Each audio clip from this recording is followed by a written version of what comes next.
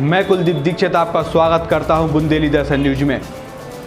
और हमारे प्रदेश की मुखिया ने कोरोना को लेकर कुछ मुख्य बातें कही हैं। आइए जानते हैं उन्होंने क्या बोला।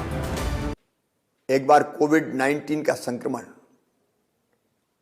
फिर तेजी से अपने देश में बढ़ रहा है। हमारा प्रदेश भी इससे अछूता नहीं है। हमारे पड़ोसी राज्य महाराष्ट्र में तो 35,000 से ज्यादा पॉजिटिव केस प्रतिदिन आ रहे हैं। मध्य प्रदेश में भी यह संख्या 2000 के पार निकल गई है। और हमारे कुछ शहर तो ऐसे हैं जहां संक्रमण की यह संख्या अपने उच्चतम स्तर पर पहुंच गई है। असाधारण तेज गति से यह संक्रमण बढ़ रहा है। सरकार इस संक्रमण से निपटने के लिए पूरी तरह से तैयार है। घबराने की जरूरत नहीं है। इससे निपटने की हम हर संभव व्यवस्था करेंगे। एक तरफ निःशुल्क टेस्टिंग की व्यवस्था, दूसरी तरफ अस्पताल में बिस्तरों की संख्या, सामान्य bed, isolation bed, oxygen bed, ICU bed, ventilator, दवाइयां, इलाज की पूरी पुख्ता व्यवस्थाएं हम सब करेंगे, आप चिंता ना करें। लेकिन वहीं दूसरी तरफ गरीबों को दिक्कत ना हो, इसलिए सरकारी अस्पतालों के साथ साथ हमने आयुष्मान भारत योजना के अंतर्गत आने वाले निजी अस्पतालों में भी गरीबों के निःशुल्क इलाज की व्यवस्था की है। अनुबंधित निजी अस्पतालों में भी गरीबों के निःशुल्क उपचार की व्यवस्था की जाएगी।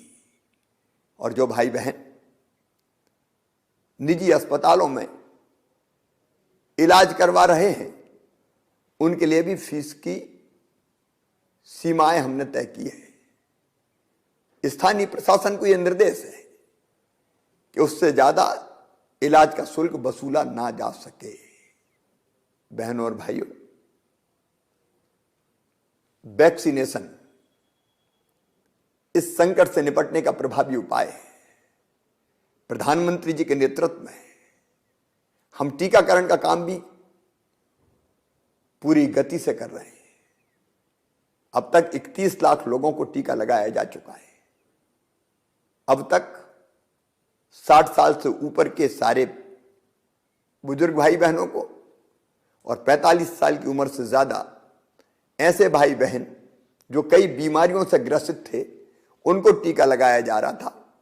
लेकिन प्रधानमंत्री जी के आशीर्वाद से 1 अप्रैल से 45 साल की उम्र से ज्यादा सभी भाई बहनों को, जो किन्हीं बीमारियों से ग्रसित भी नहीं है, उनको भी टीका लगाया जाएगा। मेरी आपसे अपील है कि आप इस संक्रमण से अपने आप को बचाने के लिए टीके जरूर लगवाएं और लगवाने के लिए बाकी लोगों को भी प्रेरित करें। संक्रमण रोकने के लिए आपका सहयोग भी मैं चाहता हूं। सरकार अपनी तरफ से कोई कसर नहीं छोड़ेगी। परिश्रम की पराकाष्ठा हम करेंगे, प्रयत्नों की परिसीमा हम करेंगे, लेकिन आपका सहयोग जरूरी है। इस संक्रमण को अगर बढ़ने से रोकना है तो 3 ही प्रभावी उपाय हैं। 1, मास्क लगाना।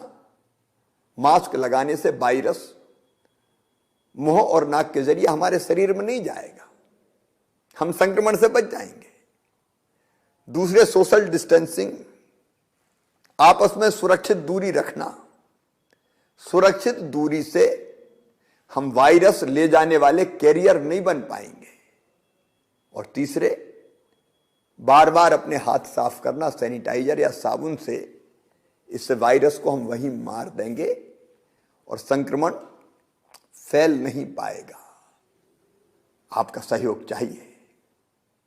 हमारे महत्वपूर्ण त्योहार है, त्योहार मनाए, इससे इनकार नहीं है। लेकिन क्या संक्रमण रोकने के लिए हम ये त्योहार अपने परिवार के साथ घर पर नहीं मना सकते? संक्रमण अगर रोकना है तो भीड़ भाड़ से बचना होगा। रस्म निभाएं त्योहारों की, परंपराएं पूरी करें, पर बिना भीड़ भाड़ के। अगर परंपरा का निर्वाह जरूरी है तो स्थानीय प्रशासन की अनुमति लेके बिना भीड़ के प्रतीकात्मक रूप से परंपरा का निर्वाह कर लें। इससे परंपरा का निर्वाह भी हो जाएगा और संक्रमण से भी हम बच जाएंगे। याद रखिए, अगर लापरवाही की तो संक्रमण बढ़ेगा और प्रदेश संकट में फंसेगा। और इसलिए हम सबको मिलकर ये उपाय करना है, अपने लिए, अपनों की जान बचाने के लिए, संक्रमण को रोकने के लिए। आप सब कोविड-19 के हर गाइडलाइन का पालन करें। आपके जिले के क्राइसिस मैनेजमेंट ग्रुप ने